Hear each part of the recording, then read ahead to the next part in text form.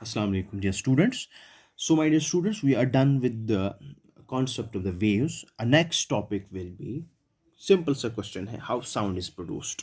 Sound कैसे produce होती है. ठीक, अगर हम क्या करेंगे, we speak up with our mouth.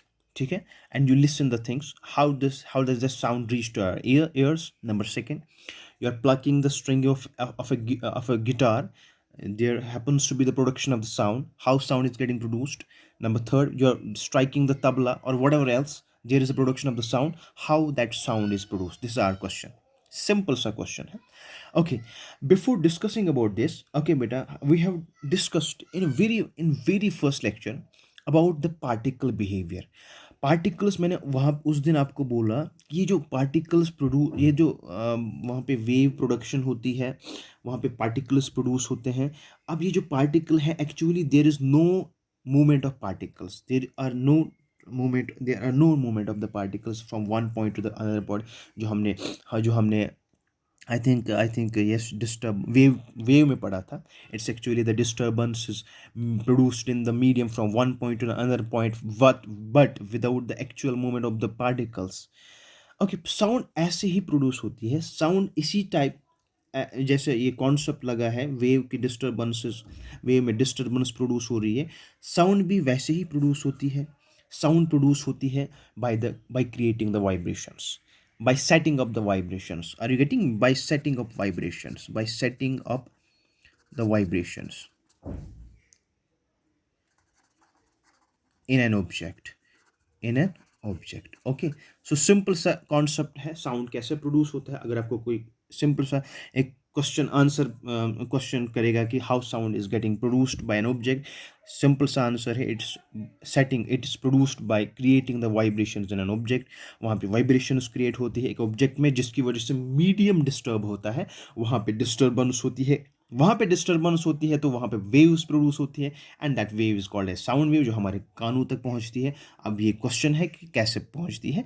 This is our question. Simple सा आपके जो टेक्स्ट बुक में है ट्यूनिंग फॉक का कॉन्सेप्ट है.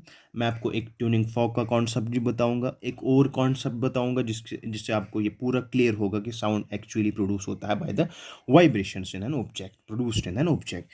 सिंपल सा एक्सपेरिमेंट. ट्यूनिंग फॉक जो है, इसकी जो ये ऐसे ऐसे दिखता है. It's made of the steel. इसके जो एंड्स होते हैं, these are the ends, these are the ends, two ends. Okay, this is a tuning fork. इसको जो this is called as the tail is called as stem. Okay, and these ends are called as prongs. ठीक है बेटा. अब देखो यहाँ पे इसका, अब देखो these are flexible type, ये ऐसे मूव करते हैं outwards inwards. Are you getting me? Okay, अब इसके अराउंड हमने क्या देखा, इसके अराउंड एक मीडियम होता है, that is of air medium है कि नहीं. सो वी आर कंसिडरिंग यहाँ पे एयर मीडियम है, and now what we are doing, we are producing the vibrations in the tuning fork. How? By tapping it with the rubber pad. कोई भी कुछ भी चीज़ लाओ आप, या स्ट्राइक करो इसके साथ.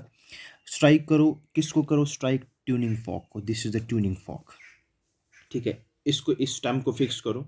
जब हम स्टेम को फिक्स करेंगे, अब इसके अराउंड क्या है, इसके अराउंड एयर प्रेजेंट है कि नहीं. मुझसे को इसके अराउंड एयर प्रेजेंट है.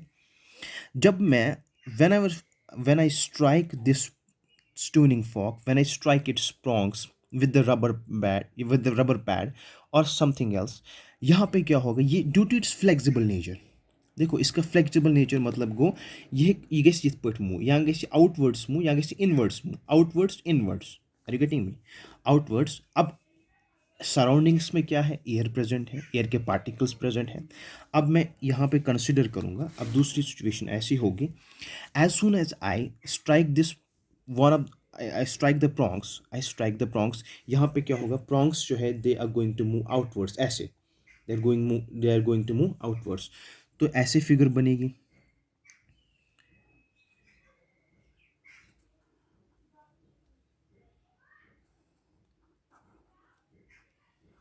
This is the figure. अब देखो यहाँ पे होगा क्या एक्चुअली, यहाँ पे होगा क्या. This is my drawing is quite bad. Okay, यहाँ पे क्या होगा, यहाँ पे जो ईयर ऑलरेडी प्रेजेंट था, this is the year. Suppose this is the air, this is the air. यहाँ पे क्या होगा, जब ये प्रोंग क्या करेगा, प्रोंग यहाँ पे आउटवर्ड्स मूव करेगा।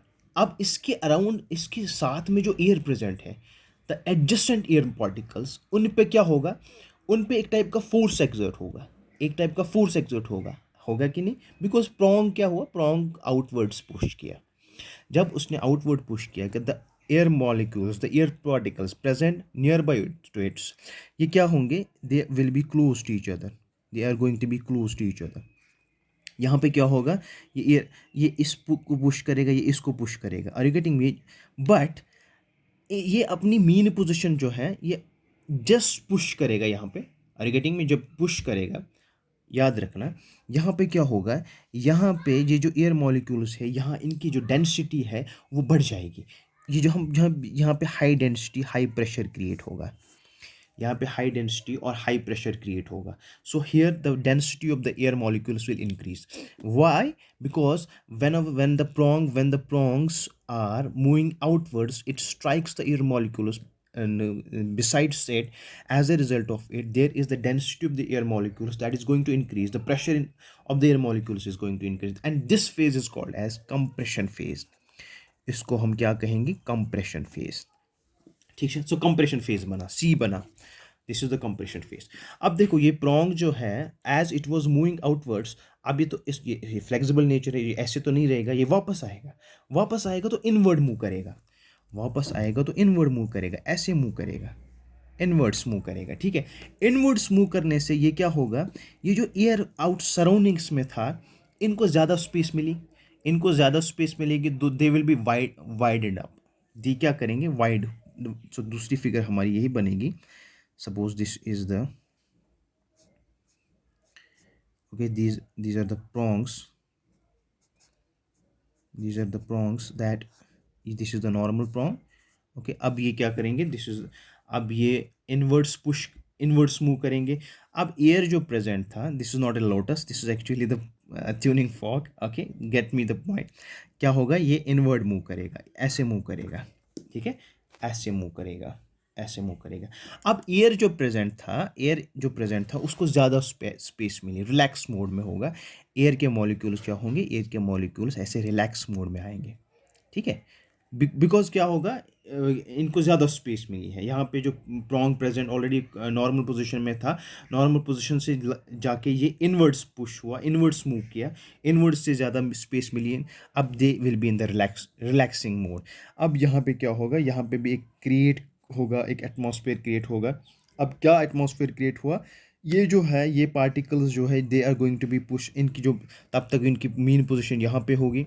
अब फिर से वो एयर यहाँ पे आएगा, एयर यहाँ पे आता है, एयर ऑलरेडी प्रेजेंट होगा, और ये गेटिंग में, तो यहाँ पे एयर जो होगा, I have shown that the density of the air is like this, so it creates the less density region, less pressure region, that is simply called as rare fractions, rare fractions. Are you getting me? So यहाँ पे क्या होता है, यहाँ पे as फिर से prong outside move करेगा, फिर से कंप्रेशन मूड में आएगा, फिर से कंप्रेशन सीरीज बनेगी। तो पहले तो कंप्रेशन बन जाता है, तो फिर उसके बाद रियर रिफ्लेक्शन, फिर उसके बाद फिर से compression, series of compressions and rare reflections are getting produced, and simply be due to the presence of, due to the creation of the vibrations. यहाँ पे जो वाइब्रेशंस है, इन्हीं वाइब्रेशंस की वजह से यहाँ पे series of compressions and rare fractions produce होते हैं, and as a result of it, यही कंप्रेशंस एंड रियर फ्रैक्शंस हैं जो है, ये क्या होता है, यहाँ पे एक suppose this is a compression and this is a rare fraction, this is a compression, this is a rare fraction. ये सीरीज हमारी ये ऐसे ऐसे चलती है, and as a result of it reach to our ears. Ears की वजह से ये क्या होगा, ये ट्रांसफ़र करेंगी अपनी एनर्जी, जो kinetic energy, into our ear drums, एंड वहाँ पे जो फाइनली क्या होगा, ब्रेन जो प्रोसेस करेगा whatever that, and we will perceive the sound. Okay, simply हमारा जो क्वेश्चन था, how sound is getting produce, it is produced by the vibrations created in an object. Okay, in we have taken the experiment from the tuning fork को हमने ये क्या किया, strike किया, it creates the vibrations की वजह से वहाँ पे क्या हुआ, series of rare fractions and compressions में। अब यहाँ पे कंप्रेशन जो है, it is the high density region, high pressure region. Rare fraction is what, rare fraction is low pressure region. ठीक है, अब देखो बेटा, कॉन्सेप्ट ये है कि ये जो पार्टिकल्स हैं, पार्टिकल्स मूव नहीं कर रहे हैं, पार्टिकल्स अपनी मेन पोजीशन नहीं छोड़ रहे हैं।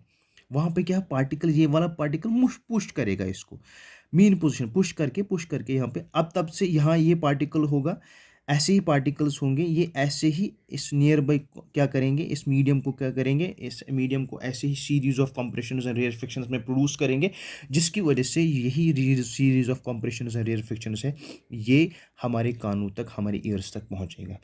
Make sure particles will not travel, particles don't travel from one point to another point. There is actually the process of creation of compression and rare frictions by actually the disturbance. This is the disturbance in the medium, this is called as disturbance in the medium. यहाँ पे disturbance हुआ, medium actually normal था, ऐसे था। अब before striking, when we strike the prongs, तो medium disturb हुआ, एक एक जगह पे यहाँ पे कंप्रेशंस क्रिएट हुए, दूसरी जगह रेयर फ्रिक्शंस क्रिएट हुई, तीसरी जगह कंप्रेशंस, फिर से रेयर फ्रिक्शन, फिर से कंप्रेशंस, फिर से रेयर फ्रिक्शन, तो series of compressions and rare frictions, that is the disturbance, that is the wave, production of the wave, and that wave is reaching to our ears, the energy of the wave is getting, जिस वहाँ पे हमें ear drum जो है वो उसको vibrate करेगा, उसकी वजह से वहाँ पे वो जो ब्रेन में वो क्या कितना वो एयर में कितने फंक्शंस होते हैं, that we are going to study as well. So वहाँ पे हमें कैसे सुनाई देता है ये साउंड, लेकिन हमारा क्वेश्चन जो था, it was basically how sound is produced, so we came to know that sound is actually produced by the vibration it's created in an object. Are you getting me? And it produces the series of compressions and rarefactions, and they, as a result of it, these compressions and rarefactions produced inside the medium, that is setting of the vibration, that is setting of the kinetic energy in terms of their particles, and that kinetic energy is produced and that is getting transferred to our eardrums, जिसकी वजह से हम ये sound सुन सकते हैं. Okay, this was our question.